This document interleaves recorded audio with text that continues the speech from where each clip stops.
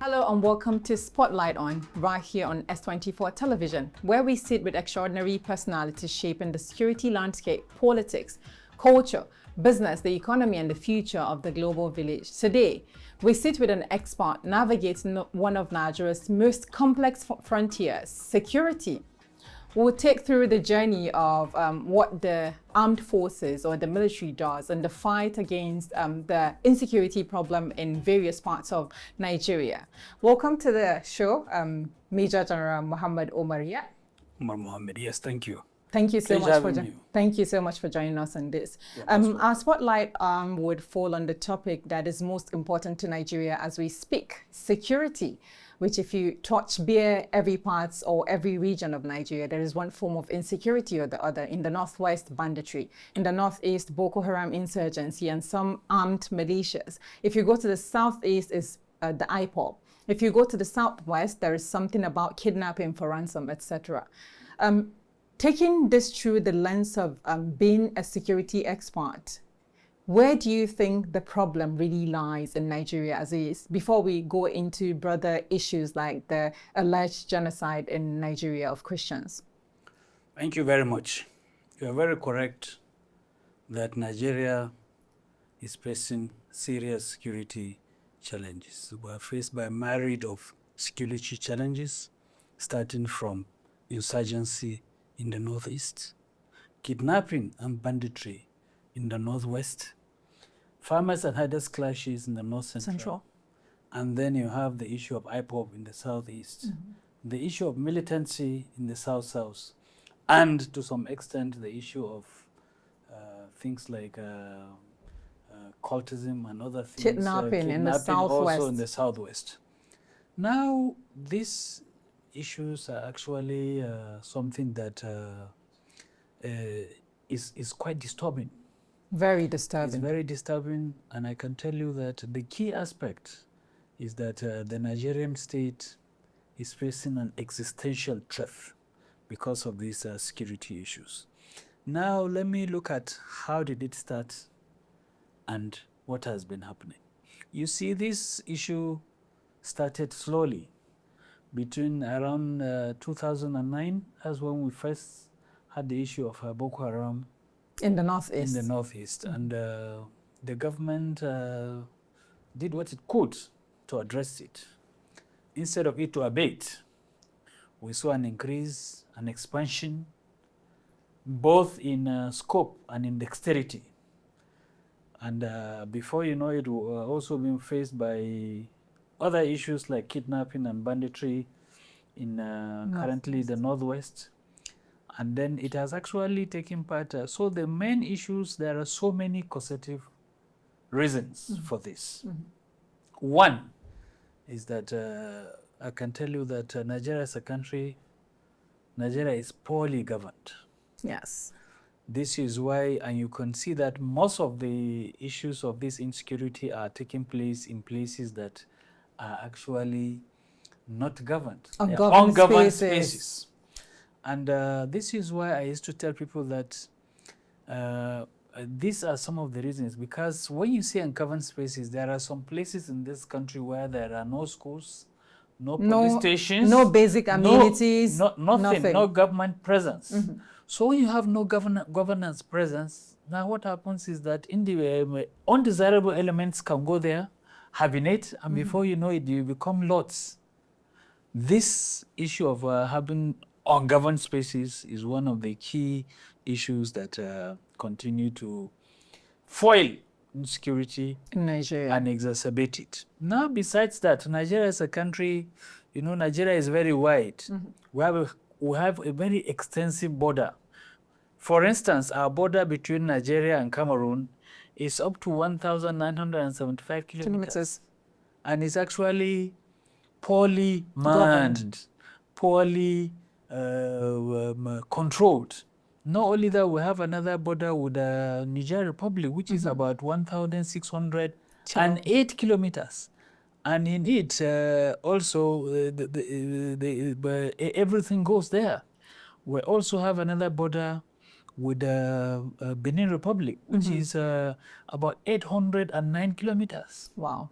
Then the coastal area is about 853 kilometers. Then we have another border with Chad, which is about 85 kilometers. Wow. So all in all, you have about 4,047 kilometers of border. And all these places are actually poorly manned, poorly controlled. So based on that, there is an influx of light arms, small arms and light weapons, and the influx of criminals. Of course. People coming in from other parts of the Sahel to come and wreak havoc.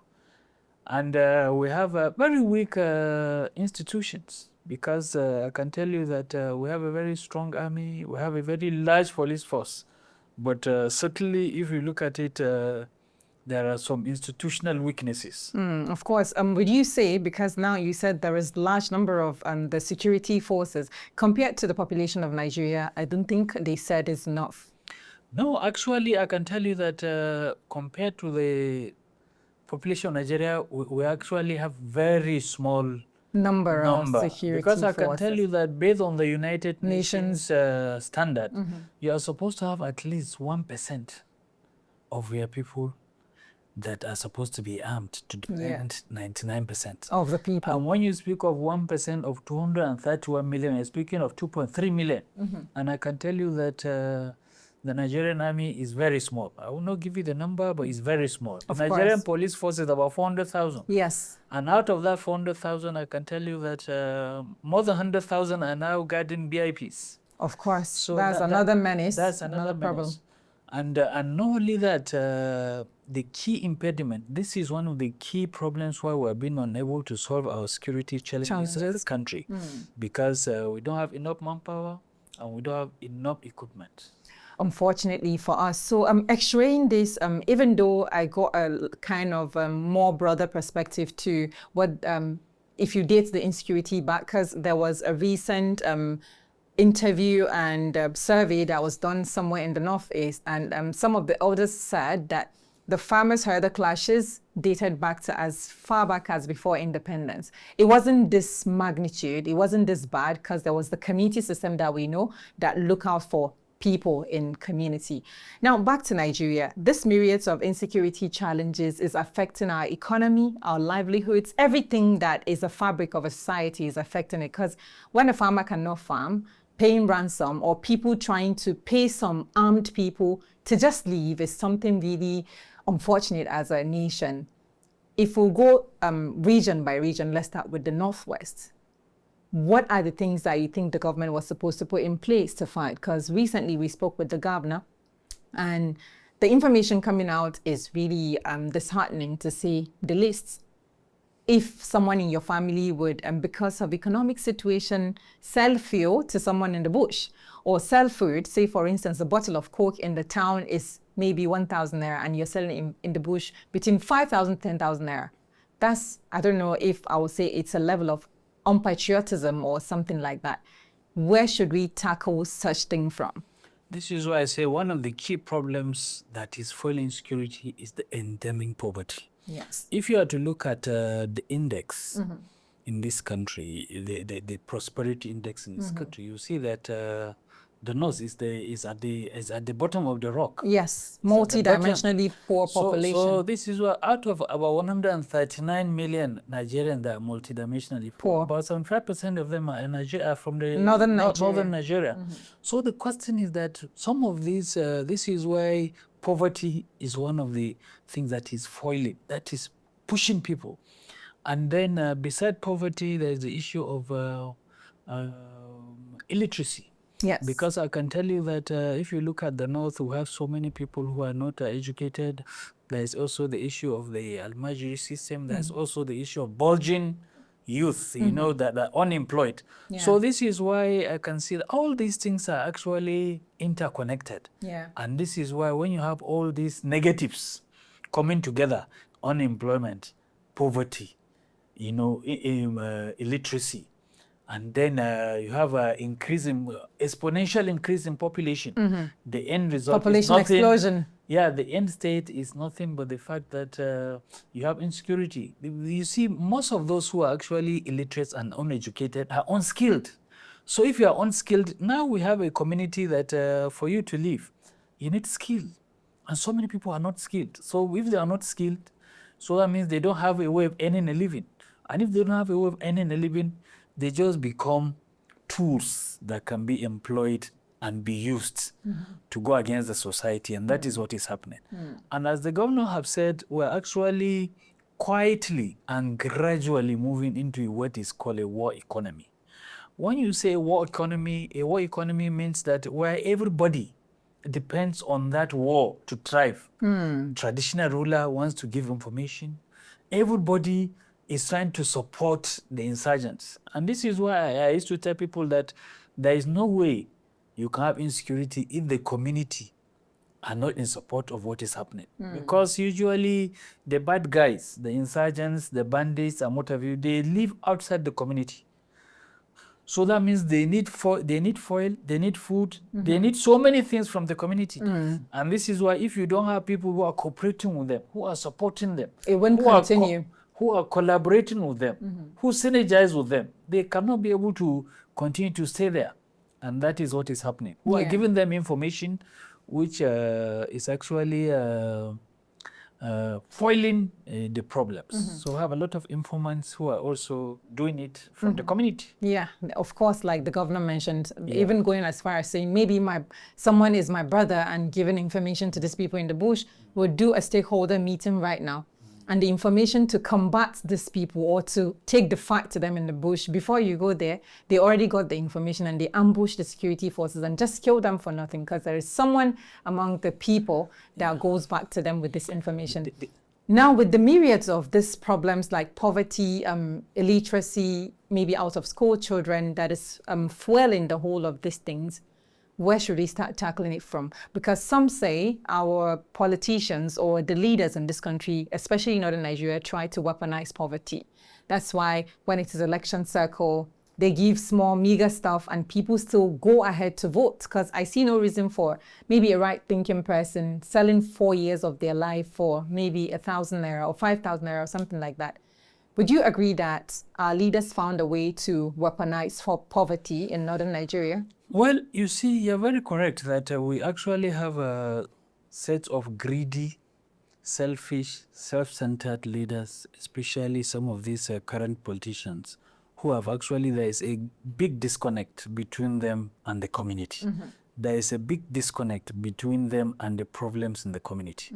And this is one of the reasons that is exacerbating the problems we are facing. So this is why, to me, one of the ways we can be able to get out of this problem is for the government to look at what they are doing. In other words, they should pay emphasis on 1, education, 2, skills acquisition, 3, you see, we have this country, in fact, the north is blessed with arable land. So they should be able to emphasize the need for mechanized farming. They should, by the time they do that and get people engaged, once they are engaged, they are no longer on the streets. So it becomes difficult for somebody to recruit them and use them to fight the community. So I think the governors, the governors in the north have a lot of work to do. And one of the things they should do is they should be able to fight poverty by trying to make sure that they bring policies, programs that will take people out. There are so many kinds of things that they can do to engage the youth, to engage women. This is why I've told people that I've seen in some communities. For instance, when I went to Ethiopia, I saw that they have a lot of what they call these extension workers. And these extension workers, you can have education extension workers, people who, like those who have graduated. You can employ all those who have graduated in your state, not permanently, but as education extension workers. You give them stipends. You make sure that they go to start giving education, start giving some training to people who are not educated before you can formally employ them. You can get women and have them as health extension workers that will be going to houses, trying to be advising women. You train them, and then they go and train women how to make their houses clean, how to provide good food, how to keep their environment clean and tidy.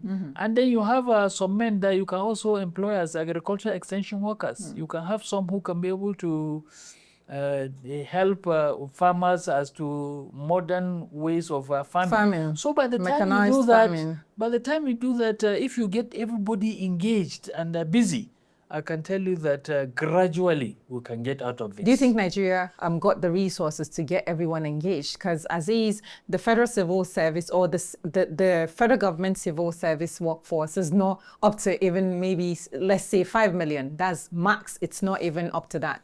Even if you include the security forces and every other person, not up to 5 million.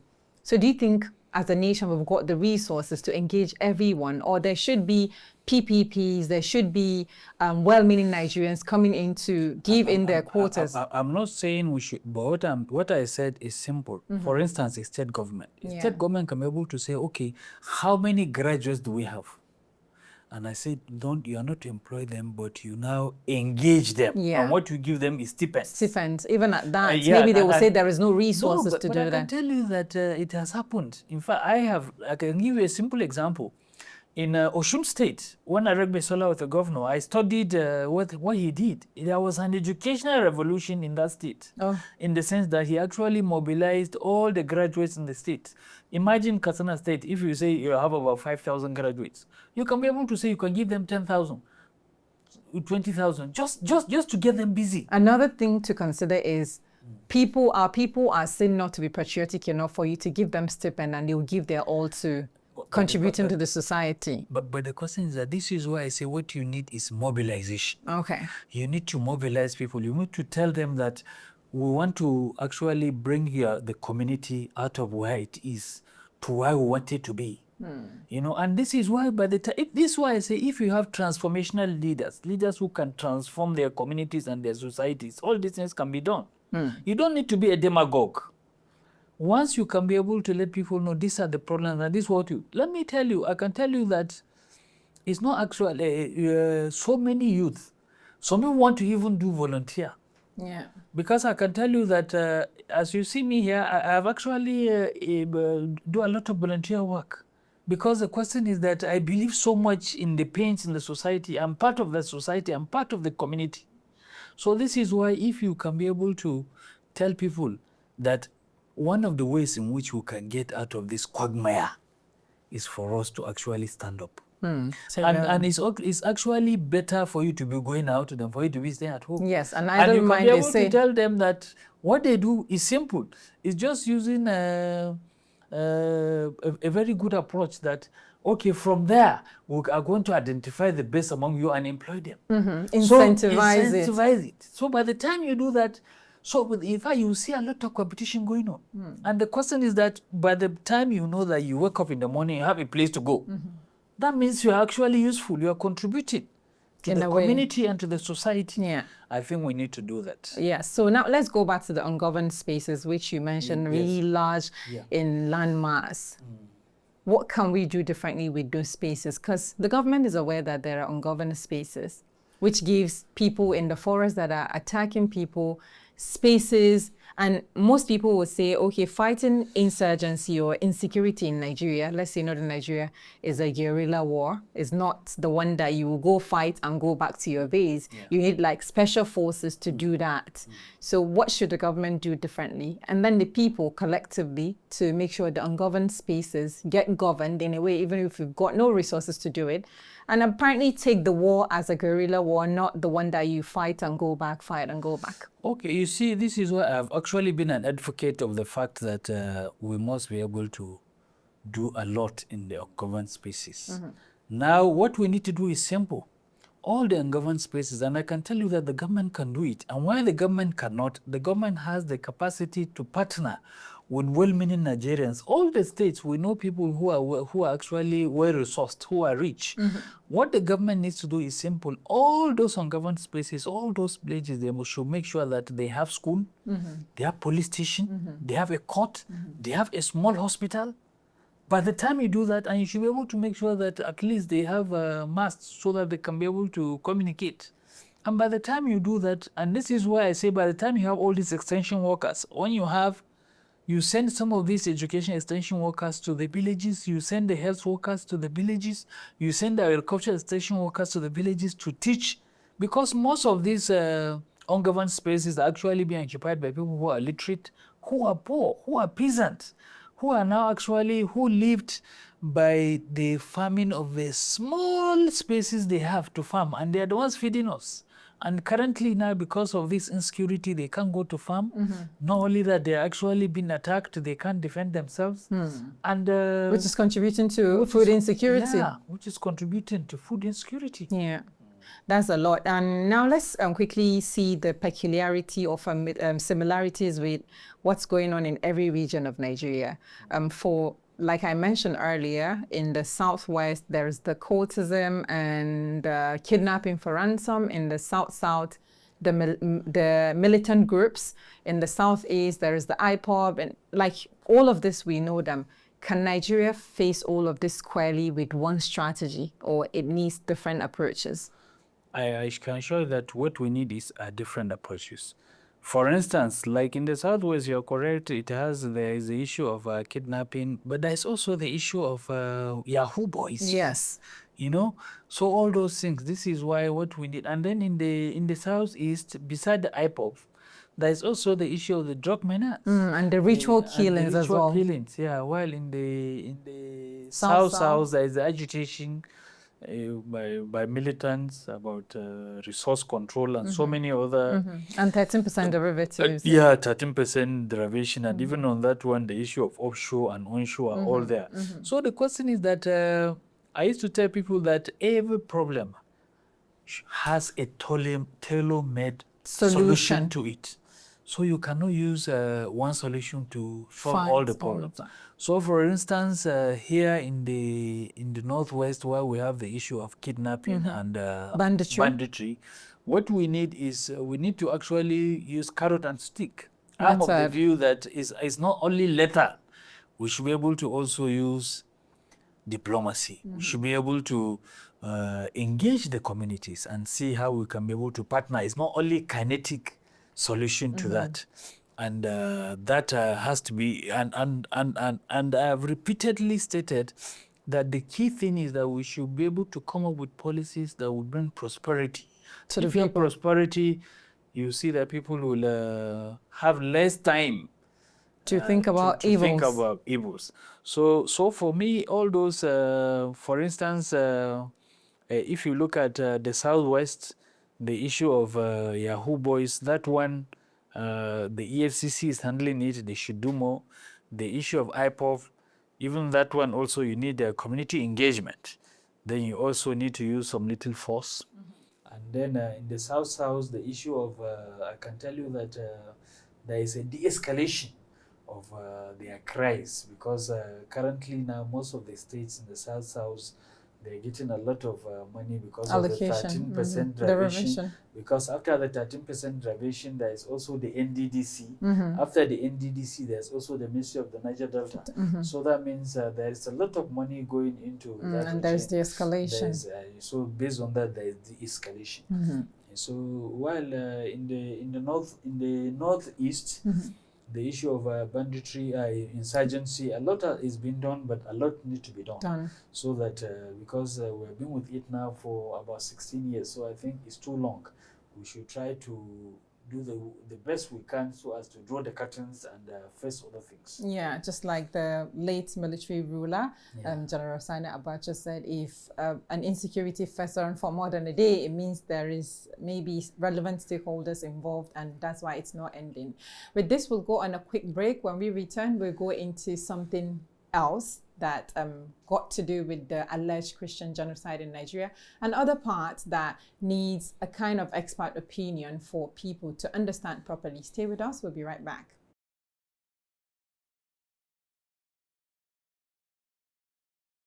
Welcome back. If you're just joining us, it's still Spotlight on S24 television. Today, our spotlight falls on a security expert that is taking us through what it takes to fight the menace of insecurity in Nigeria. Depending on where you're from, there is one sort of insecurity going on or the other. And like said before the break, we're going to take a kind of x-ray of what's going on with the alleged Christian genocide in Nigeria. Welcome back, Major General, on the show. Thank you very much. Yes, now let's go back to something that has been trending, and there are different expert opinions on it. But from a security perspective, and as per your expertise, we would like to x-ray it a little bit to say there is an alleged Christian genocide in Nigeria. That's partly because some group of persons went to the United States to say, this is what is going on. Unfortunately, this insecurity is affecting everyone, especially in northern Nigeria. The bandits, the insurgents don't care what you believe in. The casualty are more Muslims from the north, east and northwest perspective. In the north central, yes, more Christians because of the farmer-herder clashes and stuff like that. What do you make of the whole allegation in the first place before we talk about solution? Okay, you see, genocide is actually a systematic destruction of whole or part of a people based on their race, religion, Ethnicity. tribe, ethnicity, and what have you. I can tell you that nobody can say that we have a Christian genocide in Nigeria. It cannot be true. Now, we're actually, the whole of Nigeria is facing insurgents, bandits, who are actually not interested in your religion. As you have said, we have documentary evidences where they have actually killed so many Muslims who are fighting in the mosques, who are praying in the mosques. The way they have also attacked Christians in the church. So the question is that for anybody to wake up and say that Nigeria, where Christians have been targeted, is actually false, is untrue, is a complete fallacy. And I think it's something that if we allow it, is going to actually further polarize the country. Especially with the divisions that we fought already. Deepen acrimony, increase animosity, and actually increase hatred, and can be able to lead to the the division of this country. So I think it's a divisive utterance, and we should discard it. Yeah. So now let's go to it bit by bit. Yes. Some people would say this alleged Christian genocide got different undertones to it. Some will say it's because of scampering for resources. Maybe Nigeria's tilting towards some other powers that maybe US feel threatened about. Or maybe there is truly something going on in terms of killing the Christians in northern Nigeria, or in Nigeria as a whole, that we don't know. As an expert in that field, what do you think of it? Is it more about resource control, access to resources, or there is something more to it that we don't really understand, maybe bilaterally? You see, there are so many things. People can say, you see, this is why I say the United States that made this allegation. People are aware that during the Iran-Iraq war, the United States came up with saying that Iraq had weapons of mass destruction. So the International Atomic Energy, then headed by El-Baradei, actually refuted it. They said Iraq had no weapons of mass destruction, but still, US insisted, and they went ahead and they attacked Iraq, and they destroyed that country. And after that, the weapons of mass destruction were not seen. So the question is that I can just tell you that the intelligence the US is using to come up with that is false. And the issue of resources could also be considered. Nigeria is actually blessed. We have rare earth minerals that are in abundance in this country, beside the oil. That are untapped, especially in the north. And you are also correct to say that gradually we could see that Nigeria is tilting towards other countries. For instance, in 2024, the trade between Nigeria and US is about 13 billion, of which US dollars, 13 billion US dollars between Nigeria and the United States in 2024. Whereas Nigeria and China is about 21 billion, which far is far There is higher than the trade between Nigeria and and the US. And you can see that also Russia is making an inroad. They're trying to, they are already in Chad, they're in so many other places. So there is actually a struggle for influence, a struggle for control of resources and of governments in Africa. And I think this could be one of the reasons that is going to bring Trump or US to come to Nigeria is a possible reason. Because I can tell you that we don't actually have Christian genocide in Nigeria. Yeah. And when you look at it, you could see that since the insurgency started many years ago, Nigeria has actually made a lot of efforts to acquire weapons from so many of our traditional allies, starting from Britain, US, France, US, and what have you. And at the stage, in fact, the US insisted that Nigeria, we shouldn't buy weapons from them. And at that time, they actually accused us of human rights violations in fighting insurgency. And they did not only refuse to sell weapons to us, they in fact stopped other countries from doing so. And it's one of the reasons why the insurgency festered. For a very long time. So and I can tell you that I'm of the belief that with the in fact, if you look, you could see that in 2022, we actually bought a lot of. There was a change during Obama, which during Joe Biden, yes, during Biden, and we were able to buy the Super Tucanos from them and so many other military equipment. And even last year, I think we have also signed to buy some equipment worth about $346 million from them. So some of these things shows that there is a change in attitude. So I think this is why so many Nigerians are quite disturbed when they heard that the US is planning an attack in Nigeria, and they even came up with about 3 options which they intend to use, you know. Yeah, so now that brings us to the fact that there are mixed reactions from Nigerians. Some supporting US government's invasion of Nigeria, because that's invasion if they're coming. Some saying, no, we are better together. Nobody should come in between. And if you read between the lines, you're really confused. Truly, there is a problem. There is division in Nigeria.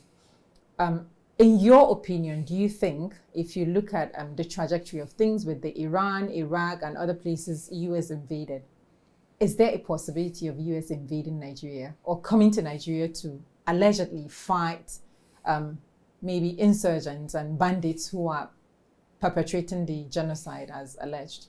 You see, yes, there is the possibility, because you see, what I tell you is that once you have weapons, what you want is actually for you to use it.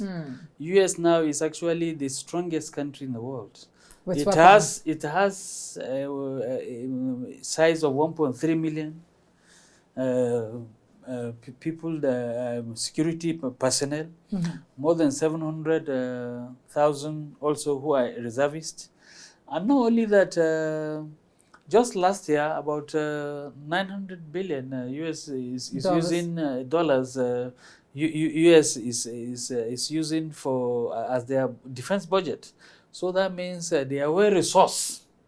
So based, and you can see that yes, and you can see that in the last couple of years, the US has attacked so many countries. They are, even in Africa, they have attacked Somalia. They have attacked. They have been to so many places. So the question is that the possibility exists, and the possibility is very high. So if that, and they have the capacity and the capability to do that. God forbid, if that occur, how do you think it will affect Nigerians, ordinary Nigerians? Because now there were allegations that the US intelligence is saying they will attack places in the South. That's not where most of the insurgents are. or some other place that are oil rich, if that's correct. So if they do that, really, who is he going to affect the most? Well, actually, what we had is that actually they intend to have their base in Port Harcourt. That is in the South. They said they want to do what is called decapitation operation. That means they will target the insurgents and bandits and bomb them. But I can tell you that this is why I say the fear in the US coming, I used to tell people, is the fact that, one, by the time they come, they said they are going to target including sponsors. Now, you could see that even those who are actually liaising with them can be seen as sponsors. It could be military people who are liaising, it could be some security experts, it could be some ulama. So that means, not only that, also, I'm sure you know that I used to tell people that there is what we call the fog of war. Before the war starts... The fog. Yes, there is a fog. You don't see what happens once the war starts. Yeah. So I can tell you that nobody knows. The US could have actually studied the weapons, the equipment, the number, tactics of the insurgents and bandits. But they cannot study what is in their minds. Yeah. So nobody can know what will be their reaction. So this is why, and by the time the war starts, every reaction will trigger a reaction. Yeah. So this is why you can see that you cannot be able to limit where they will attack. So this is the danger. This is why, for me, I am totally against the US invading this country. Nigeria. My view is that if they want us to end this problem, they know what to do. Yeah. They can collaborate with us, give us additional weapons, and give us additional know-how.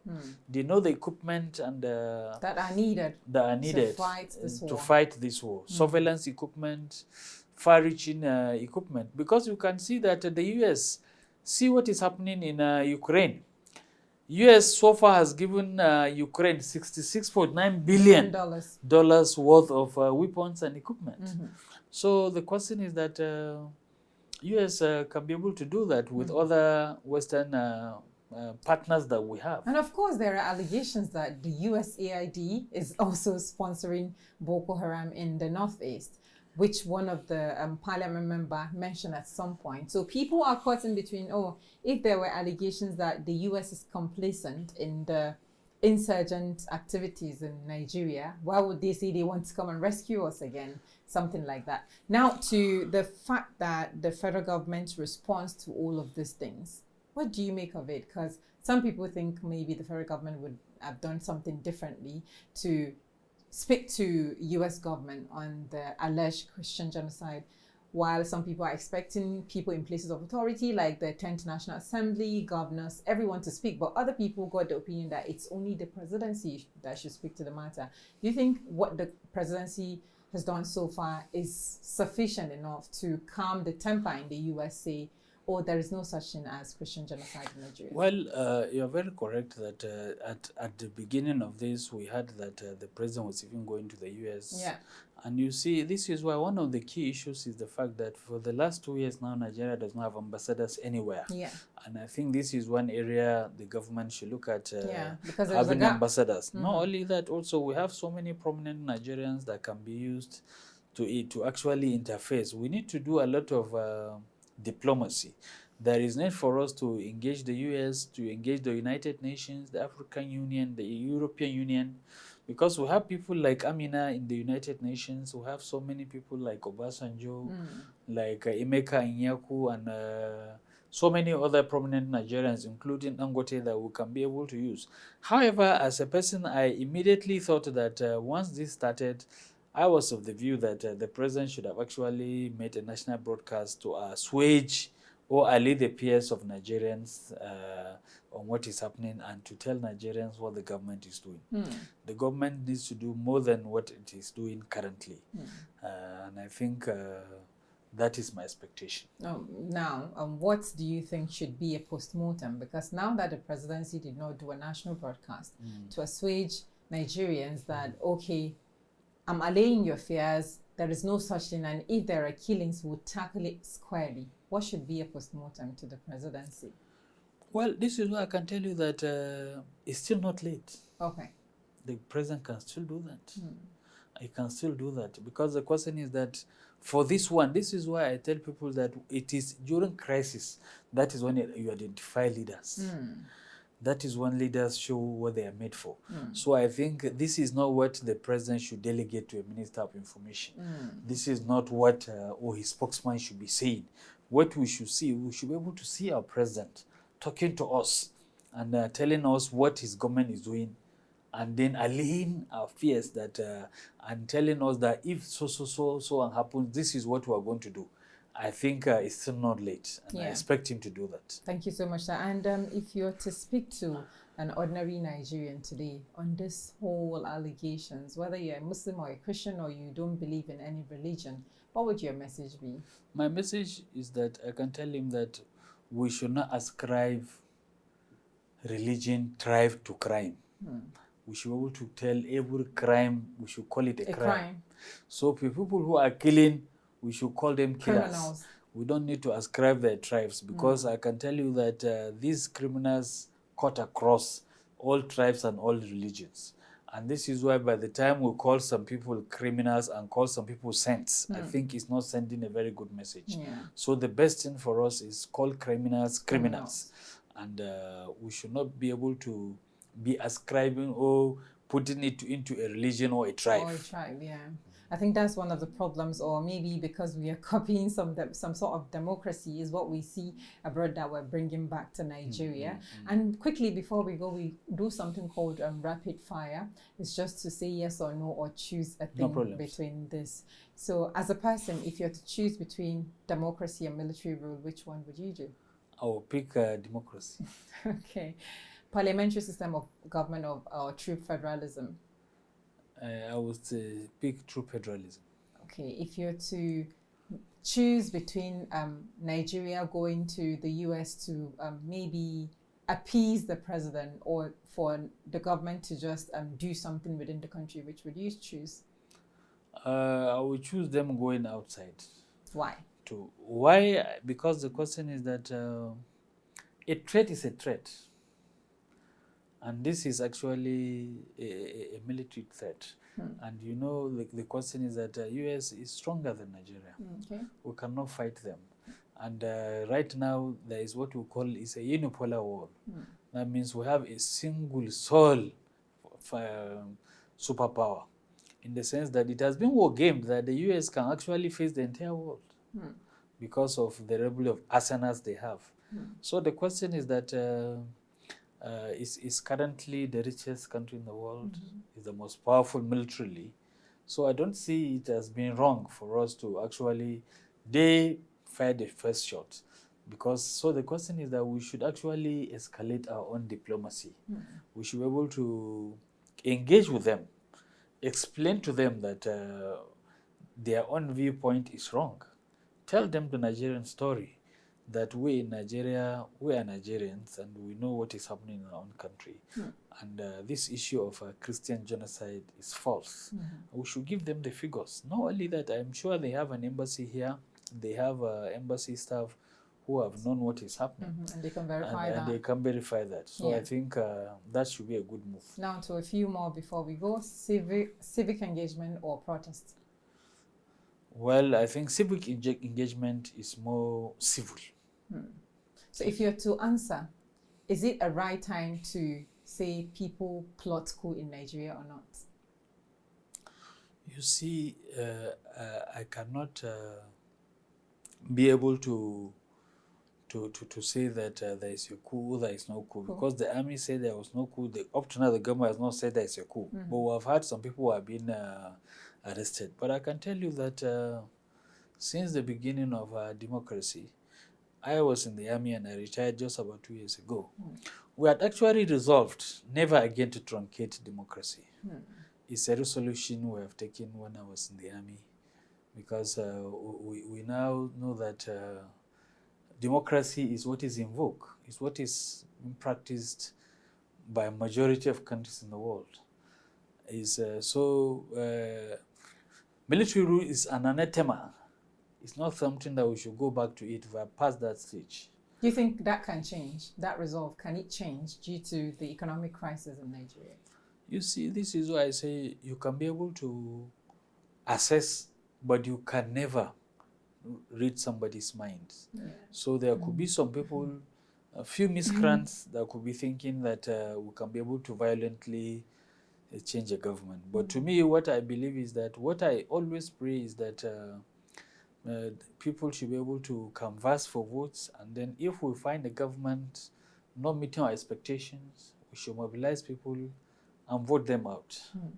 That should be the best way going forward for our country. In a nutshell, if you were to speak to a Nigerian youth, which in terms of statistics, the youth occupy the most of the population, what is that one thing that you would say to them so they understand that they are not the leaders of tomorrow, they are the leaders of today? Because we've been hearing leaders of tomorrow for ages. Now is the time for them to take action and be part of what is governance in Nigeria. I would tell them to get educated. Once you get education, you see, there is nothing that changes life more than education. So my best advice to the youth is get yourself educated and get yourself skilled. Thank you so much for joining us. And that's it on Spotlight On with S24 Television. We've been speaking with Major General Umar Muhammad, who dissected most of the things that are really mind-boggling for Nigerians as to what is forged alleged Christian genocide, and also the security landscape of the country and the way forward to tackle the problem or the menace of insecurity. Many thanks for joining us, and see you again next time. Bye for now.